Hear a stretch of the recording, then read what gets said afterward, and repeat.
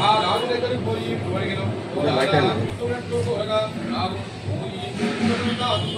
సత్యనారాయణ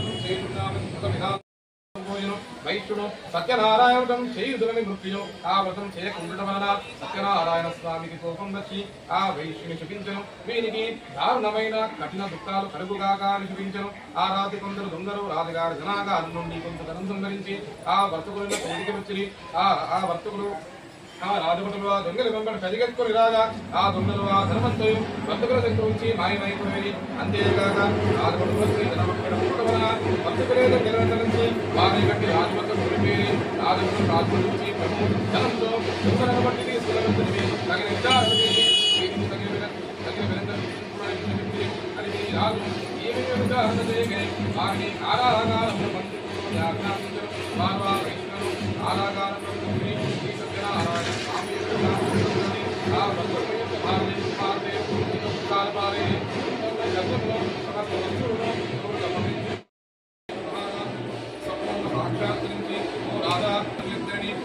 విడిచిపెట్టును. వారి తమ్మిందని కూడా వారికి ఇచ్చివేయము. ఆ విధంగా చేయను నేను రాజ్యం చూడను. పుత్రులతో పిలిపించి సభ చేసి రాజు వెనుక వచ్చిన కదా సభలోని ఆకారం నుండి ఆ వైద్యులు సభను తీసుకుని రాబడి సభలోని వారికి వినయపూర్వకంగా నమస్కరించి రాజు ఇంకా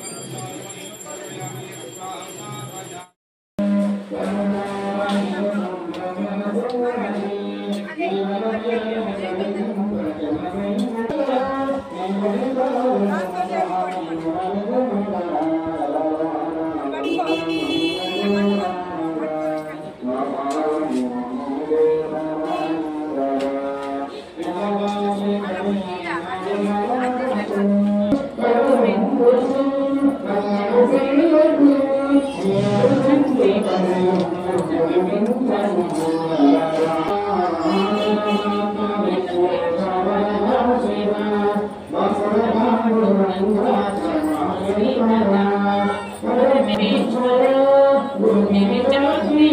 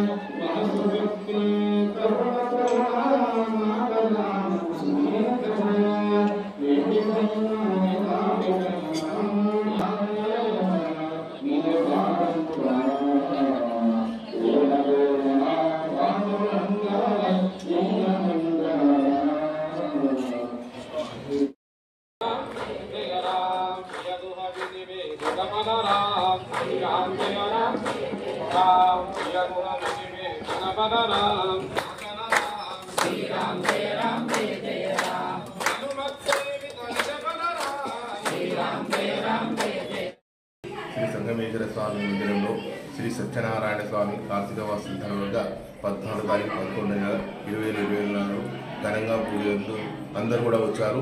వారిని సుఖ సంతోషంతో మరియు ఆరోగ్యంతో ఉండాలని ఆ స్వామితో వేడుకుంటున్నారు. సత్యనారాయణ స్వామి భగవానికి జై.